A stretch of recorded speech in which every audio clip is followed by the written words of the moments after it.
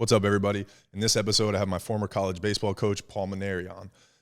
Coach and I sit down and we talk everything from what he's doing nowadays to the college baseball season kicking off after the first month, and we break down the LSU team a little bit, and we kind of think that LSU versus the field is kind of the trend in the first month. So we're going to do this once a month going forward as a Beyond the Box Beyond the Box special, even though it's up and in. So enjoy the episode, guys. Let us know what you think.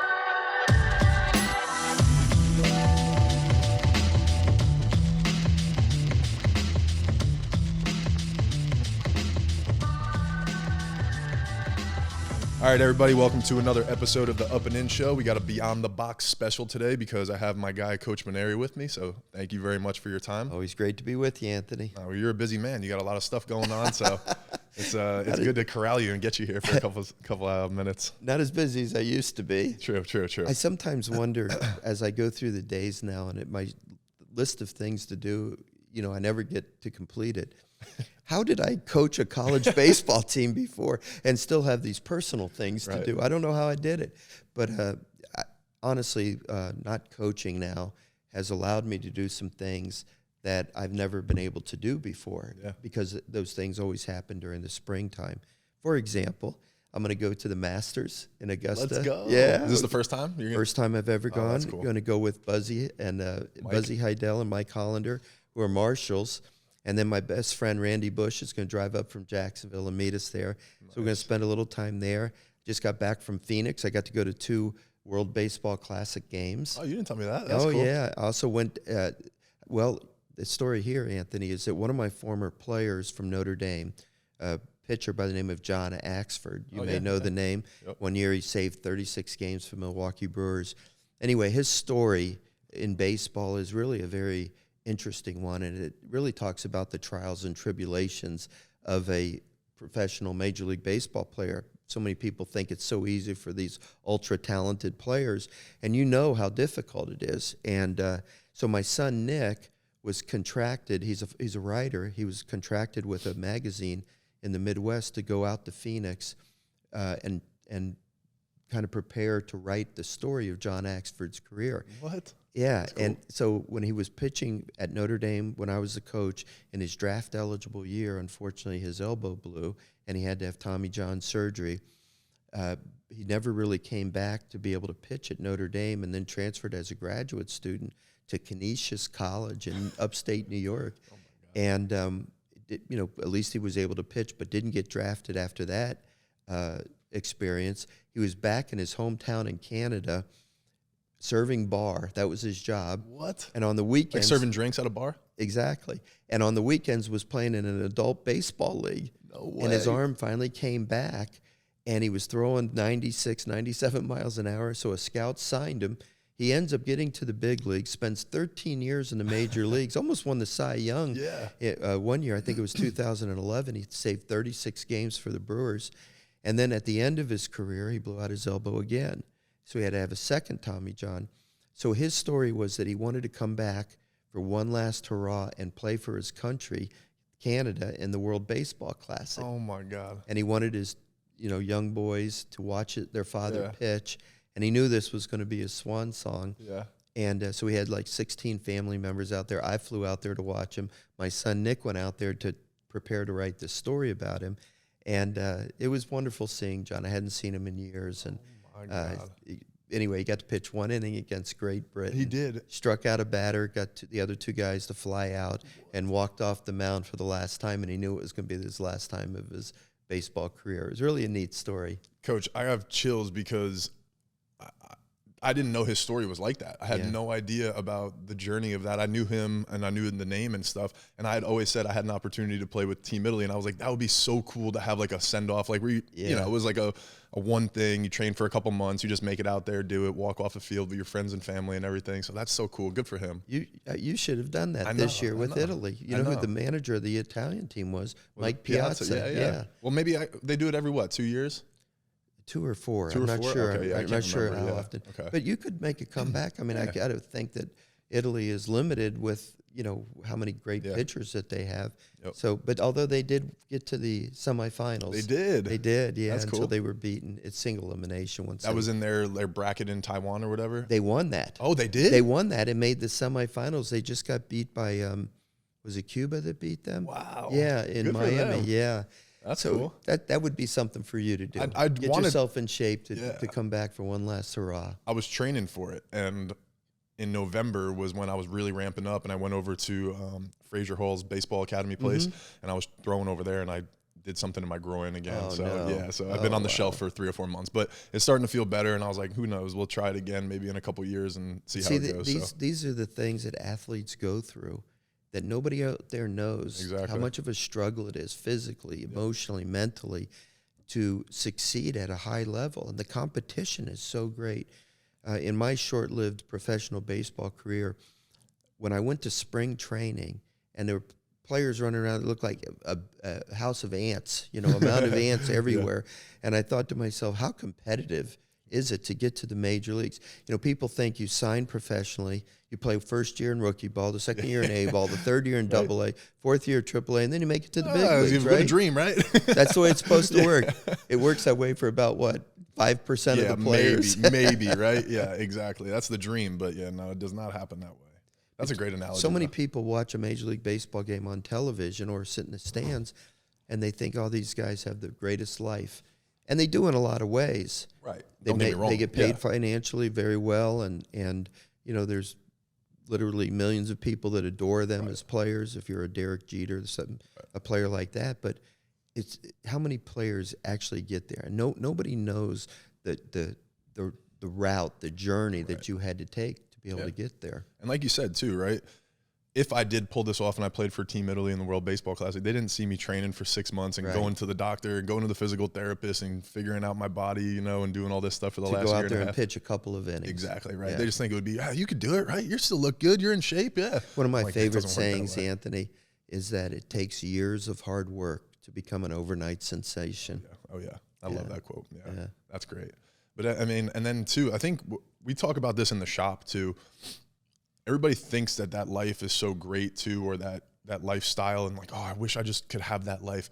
But I've spent some time around some big leaguers and some big name people and stuff like that. And not that it's not great and they don't enjoy it, but there are things that we take for granted that we think are, it would be great to be like. But like Chris Bryant, for example, I was doing some work for him like a couple of years ago. I don't know if you remember, but in Chicago, he can't go get a coffee, or he couldn't, right? Like, just think about the little thing of like, let me walk down the street to Starbucks, but he can't because so many people stop him, pictures, photos, all of that. And a simple experience just is completely different for him. There's a price you pay for fame. Absolutely. Yeah, there's no question. I'm glad you brought that up, because most people would think that being recognizable and people caring about you so much, it flatters your ego. But in some ways, if you just want to be a normal person, a husband, a father, take the kids to the park, you can't do those things. And so it's a huge adjustment. Now, they get paid handsomely. They can build their own park in their backyard, I guess. Exactly. But, everything comes with a price. There's no question about it. Sometimes it's nice to be just human and just walk around and just be in a city and just do whatever, right? So, Anthony, as speaking from my own career, I coached at St. Thomas University, where most people didn't even know we had a baseball program. Then I coached at the United States Air Force Academy, which, sparse crowds. Even at Notre Dame, because it's a warm weather sport playing in a cold weather place. The games were freezing in the spring. We didn't get huge crowds. Yeah. Okay. And I used to long for a job where, people cared about the program. I'm talking about the general public. And they'd come watch the games, and, it would motivate our players to play better because there's people that care. What it was like playing at LSU. So then finally I got that job. Yeah. I got that job at LSU where I didn't have to convince people that baseball was important. Skip had done all that work for me before I got here. And, but then I remember my first year here when, we inherited a team and it was a struggle to get through the year, and we'd have some rough weekends.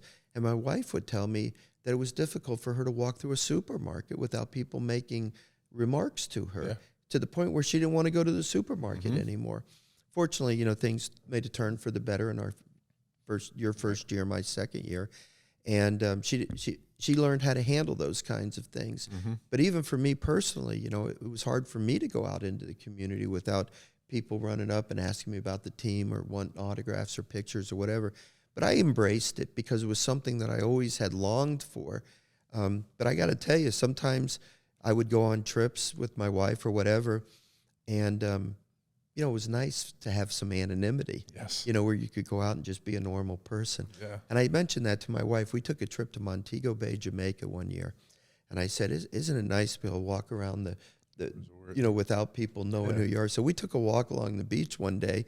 And I walking along, all of a sudden the guy says, "Coach Mainieri." Oh, God. And I turned to my wife. I said, "How do you get away from it?" You know. So you know what? Purple and gold travels. The best thing was to just embrace it and not complain about it, because there's people all over the country, in this case all over the world, that cared about LSU baseball. No, it is a special place, and it's like you said, you got to embrace it. You got to find the gratitude for it. But there is that line where it's like, I'd just like to be on the beach in Jamaica and just walk down with my wife and just be nobody right now. So I understand that. But yeah, so let's talk about a little bit the next thing on your plate. You said you maybe going into broadcasting? Well, you know, I'm a little embarrassed about talking about this, Anthony, but you know, when I did retire, I was looking for something to be passionate about, and you know, golf took that place. You know, not as well as I loved coaching or competing in college baseball with guys like you, but it was something for me to fill the day, and you know, I tried to work at the game and get better at it.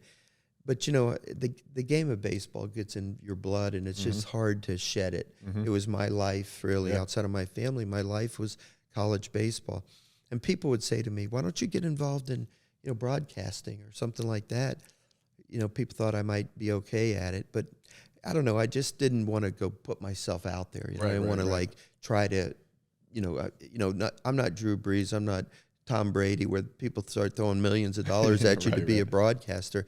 For me, it would have had to be, you know, I had to go out and present myself to try to get it, and I didn't want to do that. But out of the clear blue, I got a call about a week and a half ago from a play-by-play man that was contracted to do the Virginia-Florida State series in Charlottesville, Virginia. Yeah.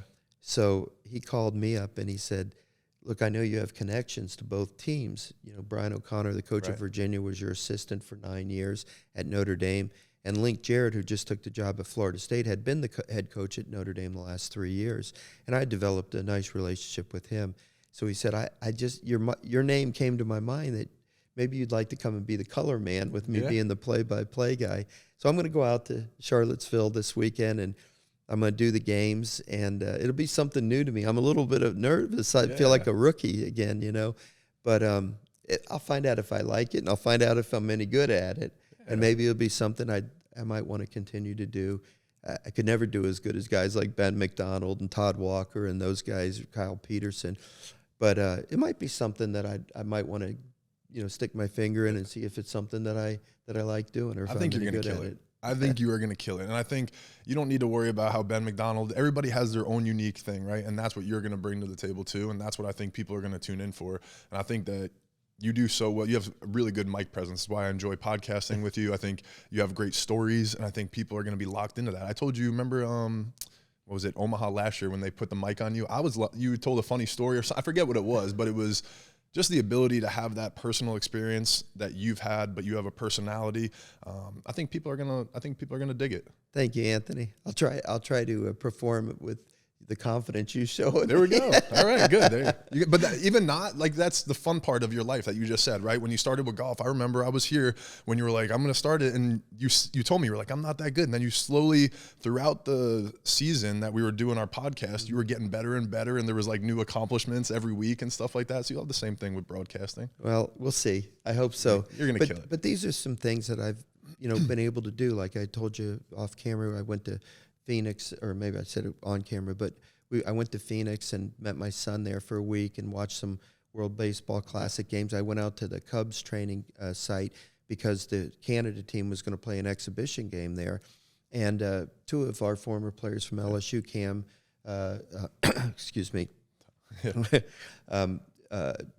Jake Slaughter was in the minor league camp there. Yep. And Cam is there, and he's pitching well. And is he in big league camp? He went to big league camp. Good for him. When I was, he had pitched the day before, but he threw I think 2 shutout innings, and he had pitched in 4 big league games and had not given up anything. Nice. And my understanding is that he's opened up some eyes out there, hopefully he's gonna do well. I thought when he pitched for us that he had good stuff, and that he had that body, kind of lanky body, and he got his shot at pro ball, and he's taking advantage of it. Yeah, absolutely. Is Dykeman with them? Or Greg is not. He's back with Oakland now. That's he's right. Back in spring training in Oakland. Did he get traded, or he was traded to the Cubs? Okay. Had a cup of coffee in the big leagues. Gotcha.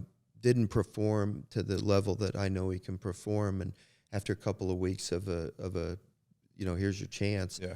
He got sent back to AAA, and then the next year he was in AAA, which was last year, and very frustrated because he wasn't playing on a regular basis in AAA with the Cubs. So he asked for his release, and now he's been picked up again by Oakland, who originally drafted him out of LSU. And he did okay this spring. So I'm anxious to see how he kind of rebooted his career and see what happens. What about any other? I guess do you pay attention more to former players that you coached that are in pro ball now, or like college baseball in general? I pay attention to both. Both, yeah. Even when I was coaching at LSU, my normal routine was every morning I would flip on my computer and go look at the box scores of all the players in the minor leagues, certainly in the big leagues, but all the guys in the minor leagues. And I did that on a pretty regular basis. I remember. So when I would see that somebody was struggling a few games in a row, I'd reach out to them, give them a little pep talk, and try to get them back online. Yep. But I had so many players from LSU and even my years at Notre Dame that went into professional baseball. And, I was as proud of the guys that didn't go into professional baseball that are selling, medical equipment or, insurance, or the teachers, or they went to medical school or whatever. I'm just as proud of them as I am guys that made it to the major leagues. But I can follow more closely the guys that are still in baseball. Their careers are a lot more public. I wasn't calling Mike Hollander every day to ask him how his cases have gone, in law. Calling Nick Ponovan and saying, "Did you sell any insurance today? How we doing? What's the revenue numbers looking like?" So obviously, the nature of baseball is it's publicized in the media. It was easier for me to follow those guys, but that's a real joy for me, Anthony. And when you played, I knew every time you pitched in the minor leagues all the way to the big leagues, and I always said that when players left the program, a little piece of me went with them. Yeah. Because I care so much about, the guys, and, want to see success for them beyond. And we've had so many guys succeed. It's been really heartwarming for me to see that. Yeah. You like to think that maybe you just had a little bit to do with pushing them along in the right direction. I think so. I think some sort of effect on that for sure. Any sleeper names like that? Maybe had not cup of coffee at LSU, but maybe stopped here for a year and that might be in the big leagues this year, or somebody that you might not expect? Well, that's a good question. I'm trying to think. Kramer Robertson has been, pushing on the door here. He got a two-day debut last year with the St. Louis Cardinals. He's back with them this year, right? He is. Boy, it's amazing how baseball is. Kramer was with, he started out with AAA Memphis. Then he got to the big leagues. That's 2 teams, right? Then he gets put on waivers, and the Braves pick him up, and he goes to Gwinnett, Georgia for AAA. Didn't get to the big leagues there. Then they put him on waivers, and the Mets pick him up and take him to New York. He might have got called up for a day there. I don't remember. And then they put him on waivers, and he's back with the Cardinals in Memphis, all in one summer. Michael Papierski had a very similar experience, and he started out with the Astros in AAA, and then I don't remember if he was traded or put on waivers, but he went to Seattle, wasn't it? Who's Papierski? Papierski, yeah. No, Giants, excuse me.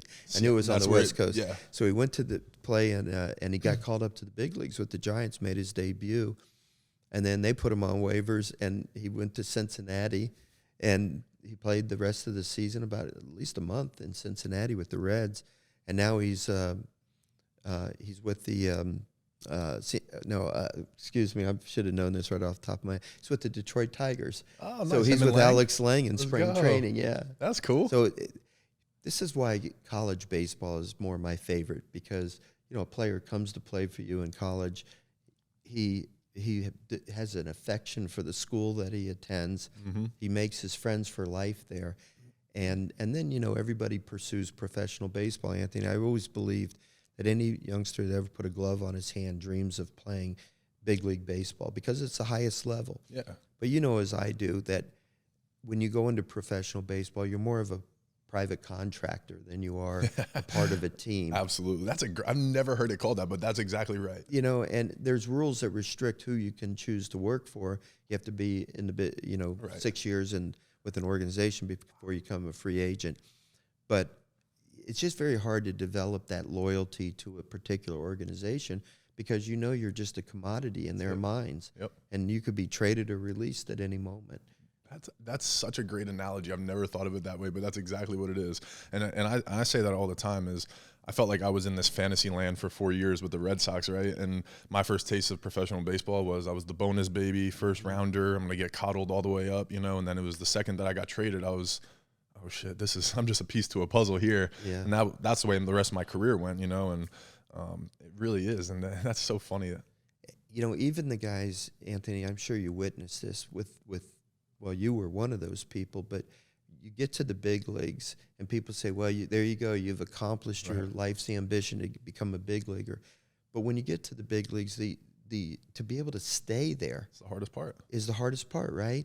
Yep. And even if you've been with an organization and you're doing well, you're always thinking about that next contract and whether or not you're going to get a contract and what is it going to be for. The guys that really succeed, you know, it becomes very lucrative for them if they hit free agency, or sometimes they'll pay for you to not go into free agency. Either way. But even when you get to the big leagues, it's not as much of a team concept as it was in college. Yeah, when everybody's goal was to get to the College World Series. Right. I think, and so even for me, right, my experience was I played on three organizations, and at the wrong time with all of them.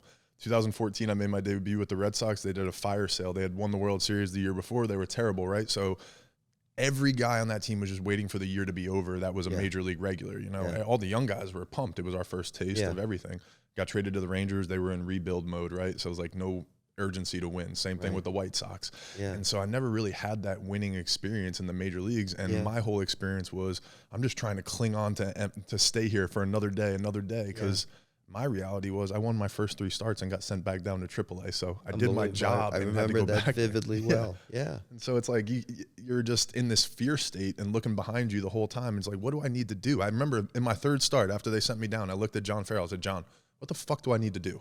How the fuck do I stay here? I'm 3-0 with a 3.5 ERA. And you're sending me back down? He goes, I know, man. I don't know what to tell you. It's just the way that things are. The way the game is. Yeah. And it probably wasn't your manager's decision. No, it was the people running the team, the general manager and his staff. And I've sat in those meetings. I've listened to my friends who were general managers talk about players. And it's a name on a wall, Anthony. Yeah, exactly. All right, we can get rid of this guy. We can put this guy up. And, you know, the pressure is every day. And even if you succeed, you know, you tell me your story. I could tell you the story of Lewis Coleman. It was the same way. Yeah. Because Lewis didn't throw 98 miles an hour, he was like a safety net for the different teams that he played for. And every year he'd break camp and get sent to spring training. Break spring training camp and get sent to AAA. And every year I'd be calling him and saying, Lewis, I know it's not fair. It's the nature of the game. But if you go to AAA and don't perform well, all you're doing is giving them a reason not to be in the big leagues, right? So go to AAA and prove you belong in the big leagues. So he'd go to AAA for a month. He'd pitch great.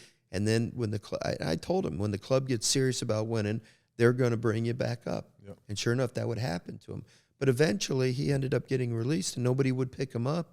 And he still could pitch. Yeah. And when you finished your career, you could still pitch. Yeah. And that's what the frustrating thing is for, I think, kids, for not so much kids, but players that play in the major leagues.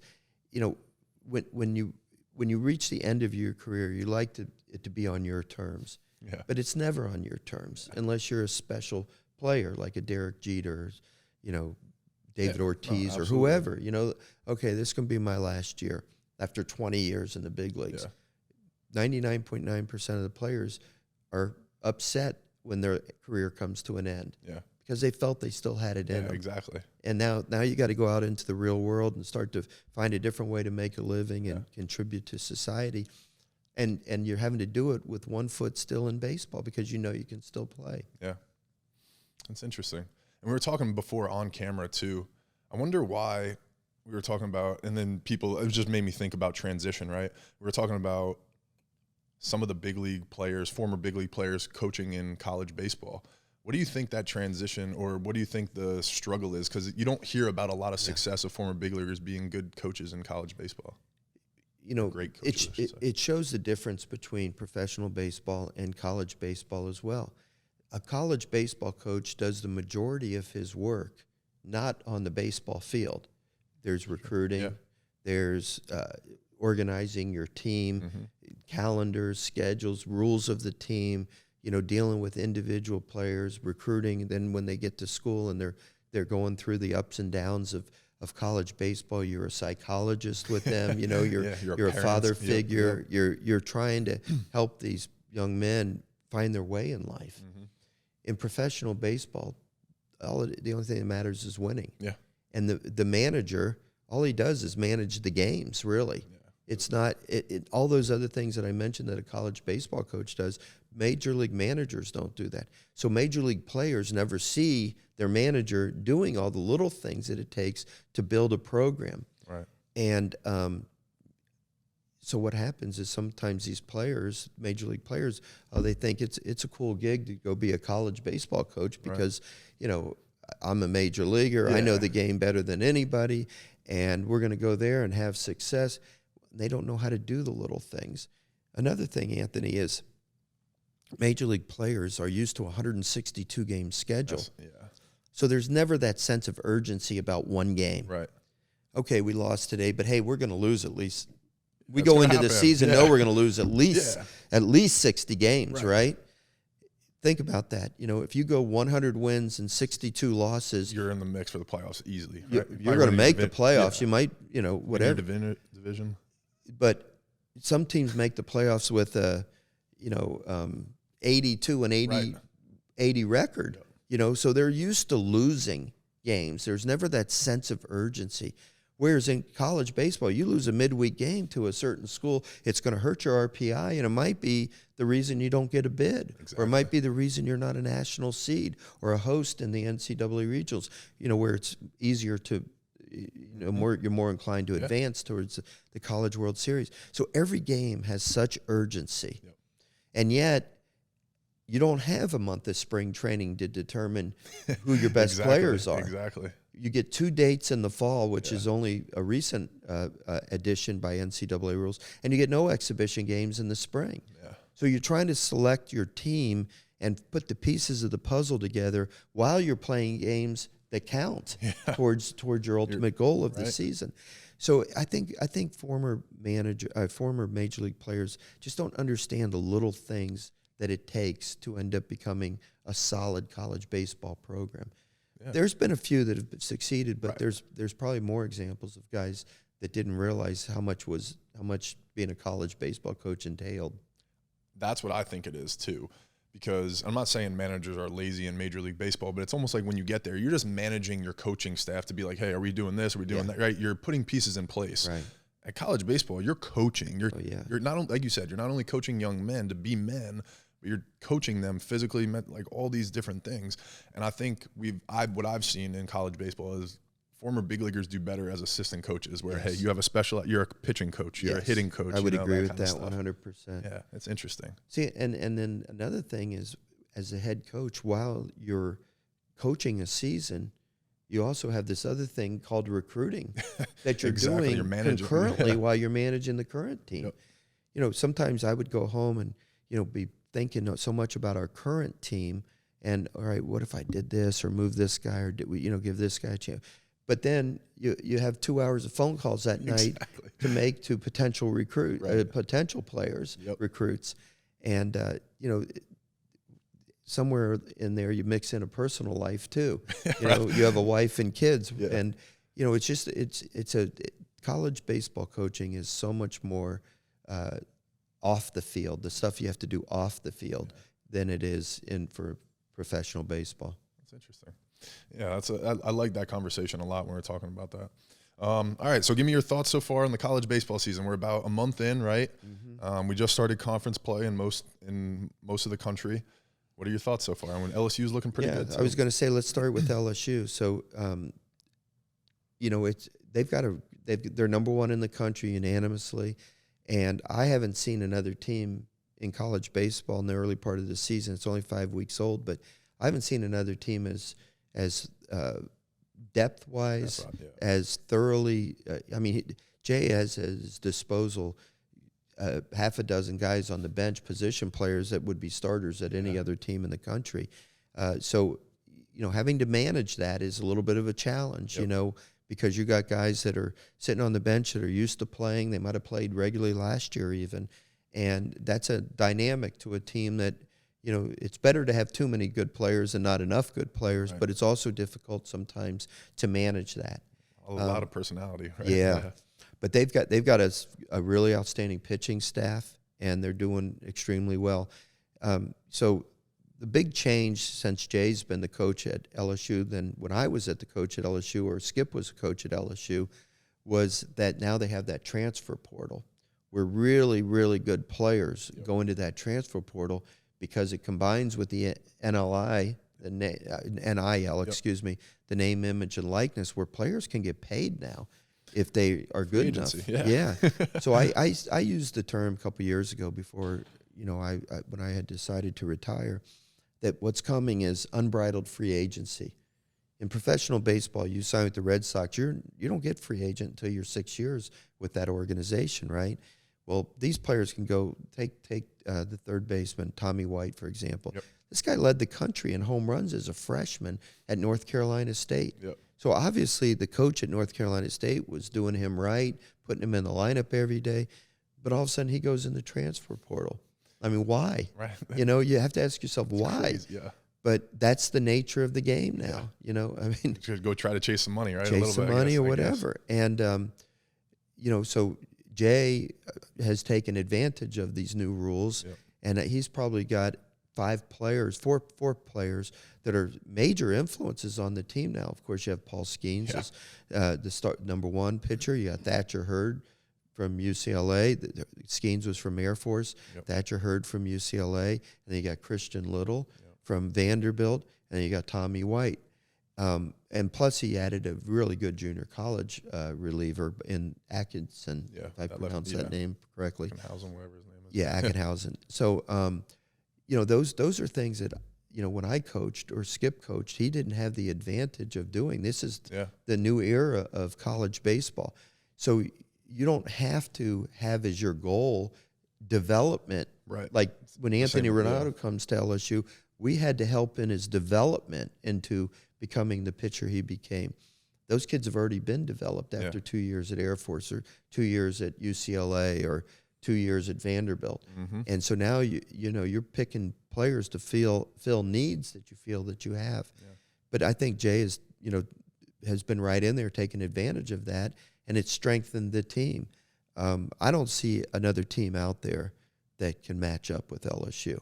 And I don't mean to put pressure on them. I've been in that seat, but truthfully, I think it would be a major disappointment if they don't get to Omaha. And maybe even a major disappointment if they don't win at all. I agree.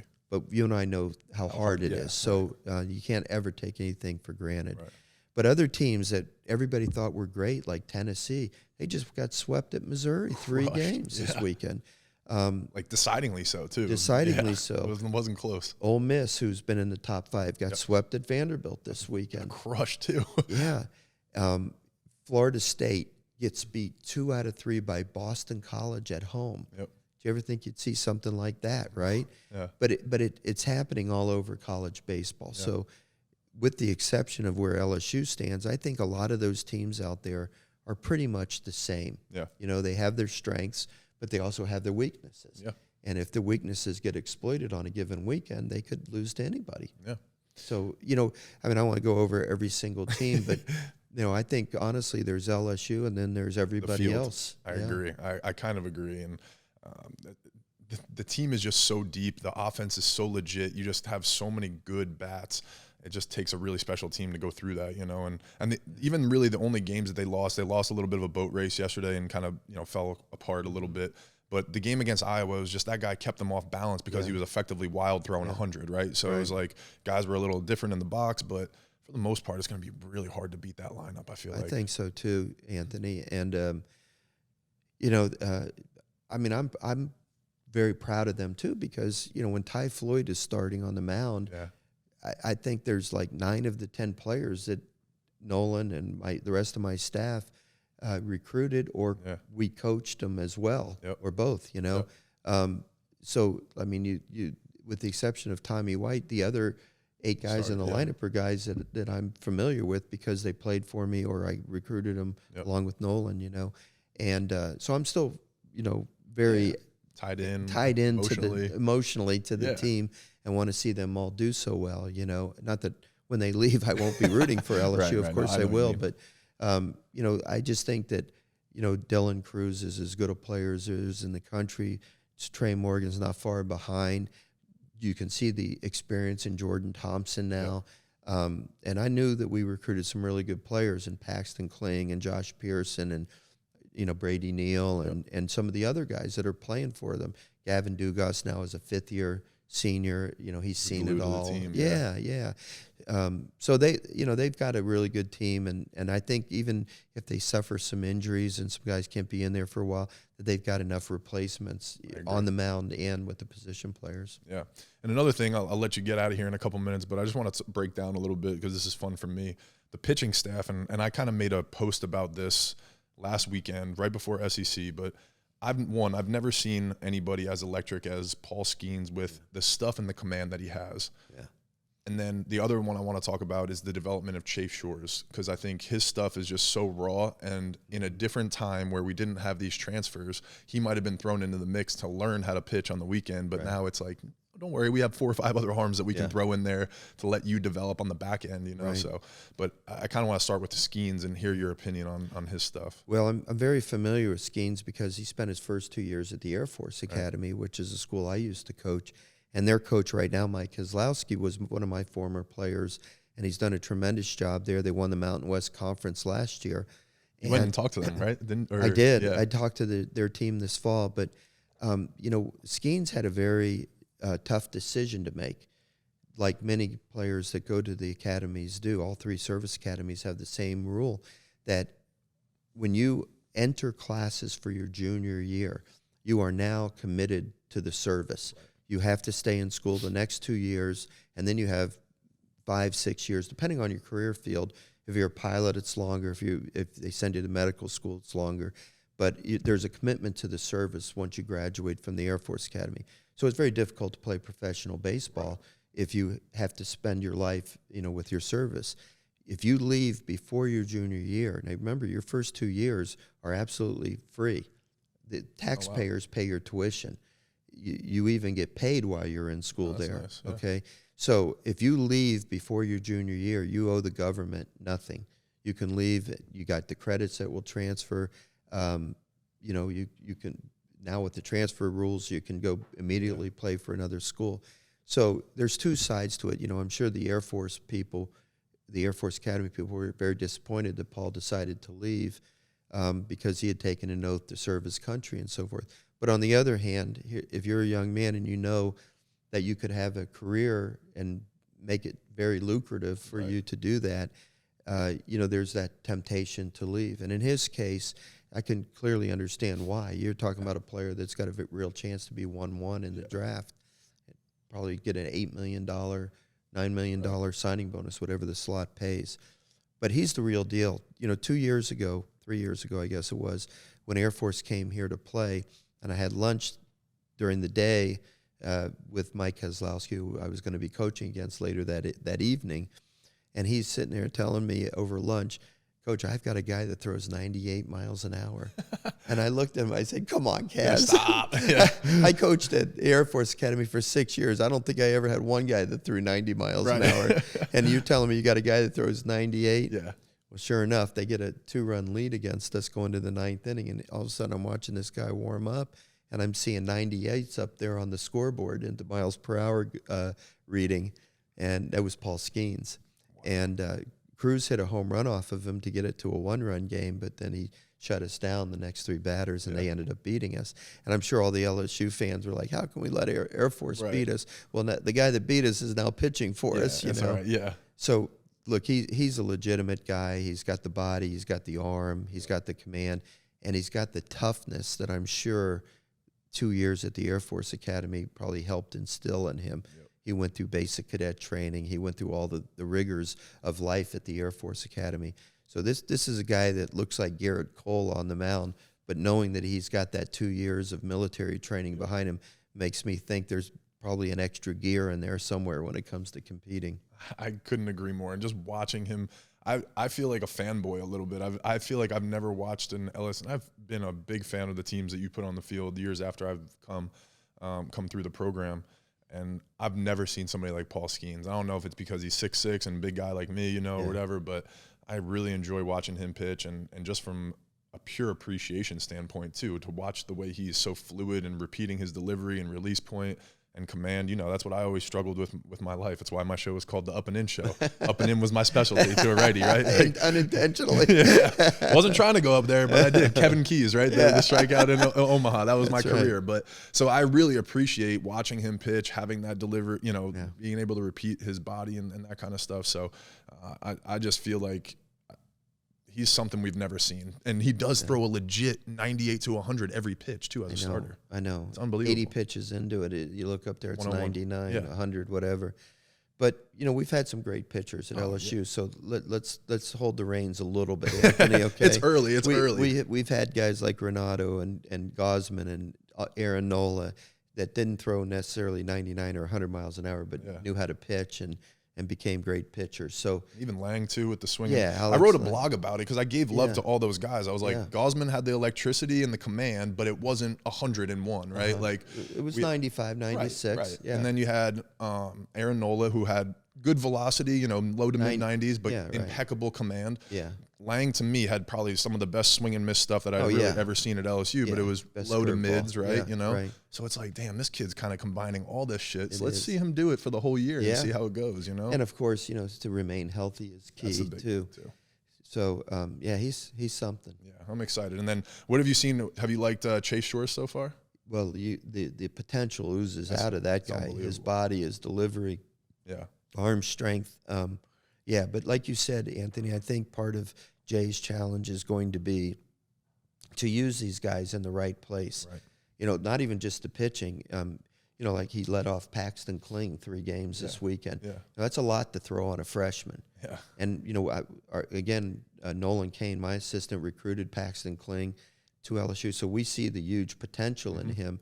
And obviously Jay has a lot of confidence in him to lead him off in 3 ball games. But he had a rough weekend. Yeah. You know, and it's such a balance to, you know, how much do you want to give those young kids? Yep. Even when I had DJ LeMay, you remember he started off batting 9th in the order. That's right. And brought him along slowly. Yep. You know, Schimpf in his freshman year, you weren't here, but I batted him low in the lineup as well. Because, you know, you don't want – I didn't want to unless I really knew that right away this guy was going to – like Alex Lang, he started opening weekend game too. Yeah. And he went on to have a great career. But some guys, I wanted to put them in the lineup so they could get the experience without feeling that the team depended on his success. Right. And you know, Jay's got the guts of a burglar like I did to play freshman. He's got Kling and Neal and who was the third freshman that Jared Jones, Bear, who we also recruited. You know, so. You know, he's got him in the lineup and in critical spots, and it could pay off hugely for those kids because they gain that experience, and then you can imagine them as sophomores and juniors down the road, you know, just being some of the best players in the country. Yep. Well, time will tell, and that's the way it always goes, right? We said it's a lot of good things on paper. They've had a great start to the year, but injuries and managing personalities and all this stuff throughout the year is going to be the challenge. So excited to see how it goes. And like we said, as of right now, LSU versus the field, but it'll be fun to kind of like check in, you know, every month and kind of see how things go and everything.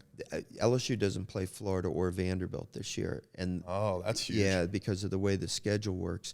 Florida looks like one team that could probably compete. They had a transfer pitcher, the kid from Southern Miss, went down to Florida, and he's nice, a big guy for him. And it looks like their number one starter, he had a great game the other day against Alabama. Sproat, I think is his name.